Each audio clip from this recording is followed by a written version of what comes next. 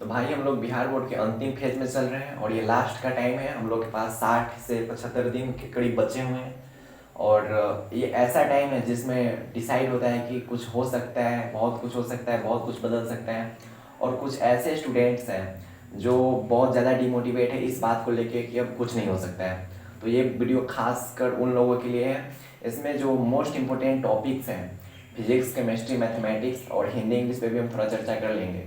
तो मेन हमारा एम है physics, chemistry and mathematics, 3 chapter जो है उसके मोस्ट इंपॉर्टेंट जो टॉपिक है जिसे 2 महीने में आप कवर कर सकते हैं। ठीक है, वीडियो लेक्चर के थ्रू कर सकते हैं। ओनली ये पॉसिबल है ऑनलाइन क्लास के थ्रू। ठीक है, ये ऑफलाइन में संभव ही नहीं है क्योंकि ऑफलाइन में हो ही नहीं सकता है। तो ऑनलाइन के थ्रू आप इसे कवर कर सकते हैं। तो यहाँ हमने फिजिक्स, केमिस्ट्री एंड मैथमेटिक्स के कुछ चैप्टर्स का लिस्ट लाया है जो कि काफ़ी ज़्यादा इम्पोर्टेंट है और लगभग इससे 90+ मार्क्स आते ही आते हैं, ना आने का सवाल ही नहीं है। ये जो मैथमेटिक्स है इससे 80 to 90 मार्क्स का आएगा, ना आने का सवाल ही नहीं है। क्वेश्चन पेपर देख लो जाके, इन सब चैप्टर के ऑब्जेक्टिव सब्जेक्टिव जोड़ के देख लो, 90+ आते हैं इन सबसे। केमिस्ट्री सेम वैसे ही रहेगा और फिजिक्स भी सेम वैसे ही रहेगा। ठीक है, तो फिजिक्स, केमिस्ट्री, मैथमेटिक्स के उन सब चैप्टर के बारे में हम डिस्कस करेंगे जो काफ़ी ज़्यादा इंपॉर्टेंट है और जिसे आप 60 दिन में कवर कर सकते हो। ठीक है, ओनली 60 डेज, 60 दिन में कवर कर सकते हो। कैसे कैसे पढ़ना है, कौन कौन सा चैप्टर है, वो सब आपको बताएंगे। तो चलिए स्टार्ट करते हैं आज के इस खूबसूरत से सेशन के लिए। तो वेलकम ब्रो। तो फर्स्ट बात करते हैं फिजिक्स की। ठीक है, तो फिजिक्स में क्या है, तो फिजिक्स में हमने क्या 7 चैप्टर लाए हैं। ठीक है, ये जो 7 चैप्टर है फिजिक्स का, ये काफ़ी ज़्यादा इंपॉर्टेंट चैप्टर्स हैं। इलेक्ट्रिक चार्ज जो क्लास 12 फिजिक्स का फर्स्ट चैप्टर है, इसमें क्या होता है, इलेक्ट्रिक फील्ड है ना, मतलब इस टाइप के जो टॉपिक्स होते हैं, कुलाम्स लॉ, ये सब जो टॉपिक्स होते हैं काफ़ी ज़्यादा इंपॉर्टेंट होते हैं। तो डिफिनीशन बेस्ड जो टॉपिक्स हैं उसे आप याद कर लो। ठीक है, तो इलेक्ट्रिक चार्ज आप कवर करो, उसके बाद करेंट इलेक्ट्रिसिटी कवर करो, देन इलेक्ट्रोमैग्नेटिक वेव की भी कर लो क्योंकि उसमें डिफिनीशन ही डिफिनीशन है, उसमें समझने समझाने जैसी कोई बात ही नहीं है। रे ऑप्टिक्स कर लो। ये रे ऑप्टिक्स काफ़ी ज़्यादा आसान लगता है क्योंकि आप लोगों ने 10th में पढ़ा ही है, प्रकाश का परावर्तन और ऑप्टिक्स आपने 10th में पढ़ रखा है। ठीक है, वेव ऑप्टिक्स, उसके बाद मॉडर्न फिजिक्स कर लो एंड देन सेमीकंडक्टर कर लो। ठीक है, तो ये जो 7 चैप्टर है इसे कवर करो और इसे आप ओनली वीडियो लेक्चर के थ्रू कर सकते हो। ठीक है, वीडियो लेक्चर के थ्रू इसके थियरी को कंप्लीट करना है। इसमें ना आपको कोई क्वेश्चन सॉल्व करनी है, ना ही एग्जाम्पल सॉल्व करनी है, ओनली वन थ्योरी करनी है। ठीक है, ना ही किसी के डेरिवेशन पे जाना है, जैसे आएगा डेरिवेशन कि इलेक्ट्रिक फील्ड ऑन रिंग इस टाइप का, तो इस टाइप के डिफिनीशन पे आपको जाना ही नहीं है, इस टाइप के डेरिवेशन पे नहीं जाना है, ओनली डिफिनीशन की बात करनी है। ठीक है, तो वीडियो लेक्चर के थ्रू ओनली आपको थियरी करनी है। ठीक है, डिफिनीशन टाइप की बातें करनी है। ठीक है, तो डिफिनीशन ऑफ इम्पोर्टेंट टॉपिक्स, जो जो इम्पोर्टेंट टॉपिक्स हैं, जैसे रे ऑप्टिक्स में इम्पोर्टेंट टॉपिक्स हैं और डिफ्रैक्शन हो सकता है, स्कैटरिंग ऑफ लाइट हो सकते हैं। तो इस टाइप के जो टॉपिक्स हैं उसे कवर करनी है। ठीक है, और जब वीडियो लेक्चर आपका हो जाए, थियरी कंप्लीट हो गया और डिफिनीशन लिख लिख के देख लो, उसके बाद आप क्वेश्चन बैंक पे आओ और क्वेश्चन बैंक पे देखो क्या कि क्वेश्चन किस टाइप से पूछे जाते हैं और क्या आप उस क्वेश्चन को सॉल्व कर पाते हो। तो लास्ट में क्वेश्चन बैंक देखना और जब लास्ट में आपके पास टाइम बचे तो प्रैक्टिस सीट कर लेना। ठीक है, लेकिन हमें नहीं लगता कि टाइम बचेगा क्योंकि भाई कम टाइम है। तो लास्ट में टाइम बच रहा है तो आप प्रैक्टिस सीट कर लेना। ठीक है, टाइम बचे तो, ना टाइम बचे तो नहीं करना है। तो फिजिक्स में बस ये 7 चैप्टर ही कवर करनी है, बाकी कुछ नहीं पढ़ना है। बाकी अल्टरनेटिंग रैंक बिल्कुल नहीं, मैग्नेटिज्म एंड मैटर बिल्कुल नहीं, पढ़ना ही नहीं। जो बोल रहा उतना कर लो, ये काफ़ी है। ठीक है, और ये चैप्टर आप कर लो। ठीक है, और अगर विश्वास नहीं हो रहा है तो क्वेश्चन बैंक उठाओ, जाके देखो, ये सारे चैप्टर के क्वेश्चन को जोड़ के देखो कितना मार्क्स का आया है। ठीक है, 70 मार्क्स का पेपर आता है, लगभग 55 मैं बोल सकता हूँ, 55+ ही होगा, उससे कम हो ही नहीं सकता है। ठीक है, 55+ मार्क्स का आएगा, ना आने का सवाल ही नहीं है। ठीक है, क्योंकि पेपर तो 70 मार्क्स का होता है, 30 मार्क्स प्रैक्टिकल का होता है। ठीक है, उसी टाइप से अगर केमिस्ट्री की अगर बात करता हूँ तो केमिस्ट्री में भी 11 चैप्टर है, इसमें कुछ ज़्यादा है। क्यों क्यों ज़्यादा है, क्योंकि 3 पार्ट आते हैं, फिजिकल आते हैं, इनऑर्गेनिक आते हैं और ऑर्गेनिक आते हैं। तो 3 पार्ट आते हैं तो इसमें कुछ वेटेज तो बढ़ाना पड़ेगा।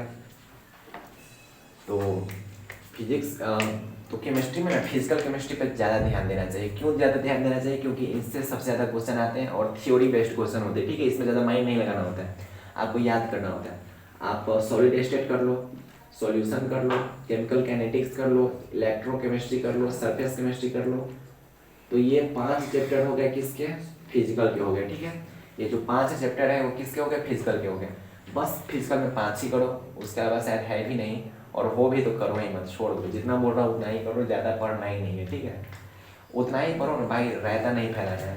ये अब लास्ट टाइम है, अब लगे हम पूरा डिटेल वे में पढ़ने, डेरिवेशन करने लगे, फिजिक्स के क्वेश्चन का डेरिवेशन करने लगे, एग्जाम्पल करने लगे, कुछ नहीं होगा। क्योंकि बिहार बोर्ड में थियरी ही पूछा जाता है, डेरिवेशन पूछा जाता है क्या, नहीं पूछा जाता है। थोड़ा बहुत आता है लेकिन उतना नहीं आता है। तो जो जो ज़्यादा आता है, जो टॉपिक ज़्यादा आता है उसे देखना है, ठीक है। ये जब केमिस्ट्री में आपका फिजिकल कवर हो जाए उसके बाद आते हैं इनऑर्गेनिक में। इनऑर्गेनिक में आप 2 ही चैप्टर करो, ज़्यादा नहीं करना है, ठीक है। कोऑर्डिनेशन कंपाउंड कर लो एंड पी ब्लॉक एलिमेंट्स कर लो। अगर आपके पास टाइम बच रहा है तो लास्ट में डी ब्लॉक एलिमेंट और एफ ब्लॉक भी एलिमेंट कर सकते हो। तो करो क्या, 2 करो coordination compound and P block elements, ठीक है। उसके बाद ये हो गया, आते हैं ऑर्गेनिक में। ऑर्गेनिक में ये 4 चैप्टर करने हैं। पॉलीमर करो, ठीक है, बायोमोलिक्यूल्स कर लो, केमिस्ट्री इन एवरीडे लाइफ कर लो। ये जो भाई 3 चैप्टर है ये तो बस आपके डेली लाइफ से रिलेटेड है, और इसे पढ़ने में काफ़ी ज़्यादा मजा आता है, बहुत ज़्यादा मजा आएगा, ठीक है। और ये एक अल्कोहल आप कर लो, अल्कोहल, फिनॉल एंड ईथर कर लो, ठीक है, क्योंकि वो सर आते हैं उससे। तो ये केमिस्ट्री के 11 चैप्टर ही करो, बाकी कुछ नहीं करना है, ठीक है, कुछ नहीं करना है। क्वेश्चन बैंक पलट के देखो, इस 11 चैप्टर के क्वेश्चन को ऐड करके देखो कितना मार्क्स आ रहा है। मैंने बोल रहा हूँ ना कि 55 प्लस आएंगे, ठीक है, क्योंकि 70 मार्क्स का पेपर होता है भाई। तो 55 प्लस आएंगे मार्क्स, उससे कम आ ही नहीं सकते। आप जाके देख लो, विश्वास नहीं हो रहा है तो। क्योंकि यहाँ पूरा डिटेल करके डाटा लेके यहाँ पे ये वीडियो बनाया जा रहा है, ठीक है। उस टाइप से केमिस्ट्री में भी आपको वही करना है, ठीक है। वीडियो लेक्चर देखो, ठीक है। डिफिनीशन जो इंपॉर्टेंट टॉपिक्स है उसके डिफिनीशन को लिखो, ठीक है। उसके बाद क्वेश्चन बैंक पे आओ। क्वेश्चन बैंक क्यों देखो, क्वेश्चन बैंक लास्ट में देखा जाता है कि आपकी तैयारी कैसी है, उसे देखने के लिए क्वेश्चन बैंक सॉल्व किया जाता है, ठीक है। उसके बाद आते हैं मैथमेटिक्स पे। भैया इससे तो बहुत डर लग रहा है, नहीं लगना चाहिए, चलो अब बताता हूँ। मैथमेटिक्स में 7 चैप्टर है, ठीक है। इससे ज़्यादा करना ही नहीं है, बिल्कुल नहीं करना है। जो बता रहा उतना ही करो, ठीक है। ज़्यादा तेज बनोगे तो डूब जाओगे। तो मैथमेटिक्स में क्या करना है, मैट्रिक्स एंड डिटर्मिनेंट करो, डिफ्रेंसिएशन कर लो। डिफ्रेंसिएशन में क्या करो कि फॉर्मूला याद होना चाहिए, ठीक है। फॉर्मूला मुंह पे याद होना चाहिए, और बाकी तो क्वेश्चन में कुछ है ही नहीं, ठीक है। तो हमें लगता है कि डिफ्रेंसिएशन और इंटीग्रेशन का लगभग 20 क्वेश्चन फॉर्मूला बेस्ड आता है, ठीक है। फॉर्मूला बेस्ड क्वेश्चन आता है। आपसे साइन का पूछ देगा, एक्स स्क्वायर का पूछ देगा, एक्स के पावर एन टाइप का जो फॉर्मेट होता है उसका पूछ देगा। बहुत ज़्यादा इजी आपसे पूछा जाएगा डिफ्रेंसिएशन और इंटीग्रेशन, बहुत बेसिक, डिटेल वे में पूछा ही नहीं जाएगा, ऑब्जेक्टिव। और 2 नंबर का आता है वो तो और ईजी रहता है। तो डिफ्रेंसिएशन कर लो, इंटीग्रेशन कर लो, matrix and determinants, differentiation, integration, differential equation, क्योंकि ये भी बहुत हल्का होता है। जो हल्का है और जो इम्पोर्टेंट है वही यहाँ पे लाया गया है। मैं ऐसा इसमें कोई चैप्टर नहीं लाया हूँ जिसमें आपको पढ़ने में 1 महीना टाइम लगे और समझ ही नहीं आए। जैसे first chapter relation and function, काफ़ी लेंथी चैप्टर है, पढ़ने बैठ जाओ तो 1 महीना घिस देगा वो चैप्टर, फिर भी पता चलेगा कि बहुत कुछ सारा समझ ही नहीं आ रहा है। तो ये करो, उसके बाद वेक्टर करो एंड 3D ज्योमेट्री करो, फिर inverse trigonometric function. Inverse trigonometric function के लिए आपको ट्रिगो का कुछ फॉर्मूला याद होना चाहिए। ये मैंने लास्ट में लिखा है, लास्ट में आप चाहो तो करो, ना चाहो तो मत करो, लेकिन इसके ऑब्जेक्टिव आते हैं और हल्के ऑब्जेक्टिव आते हैं, कर ही लेना इसे, क्योंकि 7 चैप्टर ज़्यादा है ही नहीं। इसके वीडियो लेक्चर देखो, इसके एग्जाम्पल सॉल्व करो। एक्सरसाइज अगर नहीं सॉल्व कर सकते हो तो मत करो, एग्जाम्पल करो, ठीक है। और एक्सरसाइज सॉल्व करना भी चाहते हो तो NCERT का करना, ठीक है, बस NCERT का करना, ठीक है। लेकिन छोड़ दो, एग्जाम्पल करो, एग्जाम्पल करने के बाद क्वेश्चन बैंक सॉल्व करो, सॉल्व हो जाएगा, पूरा सॉल्व हो जाएगा, पूरा बहुत ईजी आता है भाई। तो ये फिजिक्स, केमिस्ट्री एंड मैथमेटिक्स के हो गया, ठीक है। तो इसका आप स्क्रीनशॉट ले लें और जितना बोला गया है उतना ही करें, इससे ज़्यादा करने की बिल्कुल ज़रूरत नहीं है, क्योंकि ये जो डाटा यहाँ लिखा गया है इसे क्वेश्चन, मैंने खुद क्वेश्चन बैंक देखा है, उसके बाद यहाँ पे ये डाटा को लाया हूँ, ठीक है। तो आप इसका स्क्रीनशॉट ले लें, और अगर आप इसमें से कुछ चैप्टर, जैसे बहुत बच्चे होंगे मैट्रिक्स कर रखे होंगे, डिफरेंशिएशन इंटीग्रेशन कर रखे होंगे, और चाहे कुछ ऐसे बच्चे होंगे जो पूरा चैप्टर कर रखे होंगे, तो वो क्या कर सकते हैं, एग्जाम्पल करें, ठीक है, एग्जाम्पल करे ही करें, उसके बाद क्वेश्चन बैंक करें, प्रैक्टिस सीट लगाए, गेस सॉल्व करें, बस गेस सॉल्व करो, क्वेश्चन बैंक बनाओ। अरे कॉन्फिडेंस बढ़ाने के लिए, अगर कॉन्फिडेंस बढ़ जाएगा तो कुछ भी कर सकते हो, ठीक है। तो ये फिजिक्स, केमिस्ट्री, मैथमेटिक्स के हो गए। इसके बाद हम हिंदी और इंग्लिश के कुछ इंपॉर्टेंट टॉपिक्स की बात कर लेंगे, ठीक है। हिंदी इंग्लिश को कैसे पढ़ना है तो आप इसे देखो, उसके बाद हिंदी और इंग्लिश पे आते हैं, ठीक है। इसका स्क्रीनशॉट ले ही लो। तो भाई हमने फिजिक्स केमिस्ट्री और मैथमेटिक्स की तो चर्चा कर ली, अब हिंदी और इंग्लिश की भी बात कर लेते हैं, क्योंकि सब सब्जेक्ट जितने हैं सब सब्जेक्ट इंपॉर्टेंट है। जितना फिजिक्स इंपॉर्टेंट है उतना केमिस्ट्री, उतना ही मैथमेटिक्स और उतना ही हिंदी और इंग्लिश इंपॉर्टेंट है, क्योंकि वेटेज तो सबके सेम होते हैं, सब 100-100 मार्क्स के आते हैं, तो चर्चा तो सब पे करना होता है। तो चलिए अब हिंदी और इंग्लिश की बात करते हैं। तो हिंदी में क्या है, एक गद्य सेक्शन आता है, एक पद्य सेक्शन आता है, जिसमें एक कहानी होता है और दूसरा कविता होता है, ठीक है। तो कहानी को आप क्या कर सकते हो कि आप पढ़ो, हाँ इंजॉय करके पढ़ो, मस्ती लेके पढ़ो।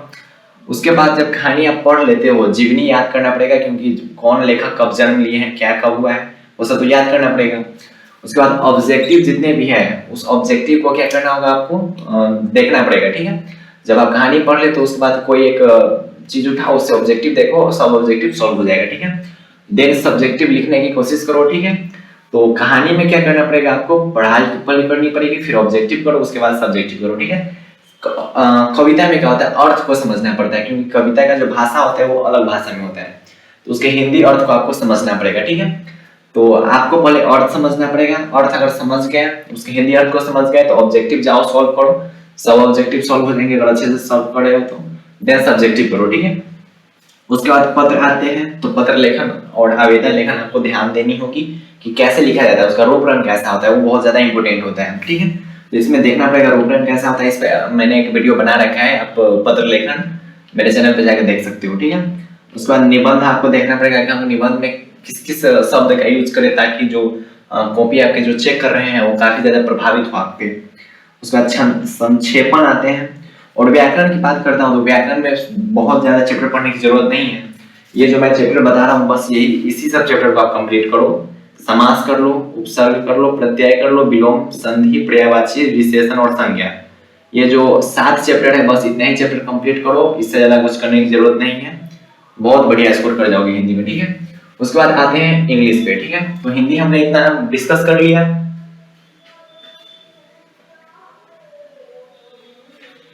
तो नेक्स्ट है अब इंग्लिश की बात करते हैं। तो इंग्लिश में स्टोरी और पोएम दोनों है, ठीक है। एक स्टोरी का सेक्शन है, दूसरा पोएम का सेक्शन है।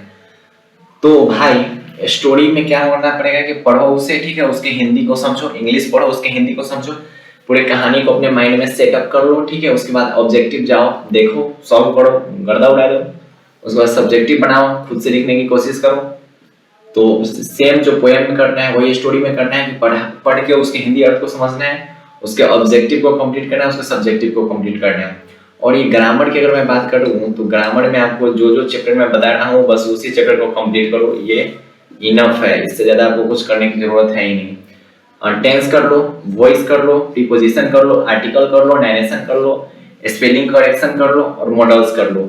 1 2 3 4 5 6 7 ये जो 7 चैप्टर है बस ग्रामर के लिए इनफ है, इससे ज्यादा आपको पढ़ने की जरूरत ही नहीं है, ठीक है। बस ये साथ ही करो। उसके बाद देख लेना आप लेटर ऑफ एप्लीकेशन, पैराग्राफ आते हैं, एस्से वगैरह, तो वो सब एक्स्ट्रा में है, ठीक है।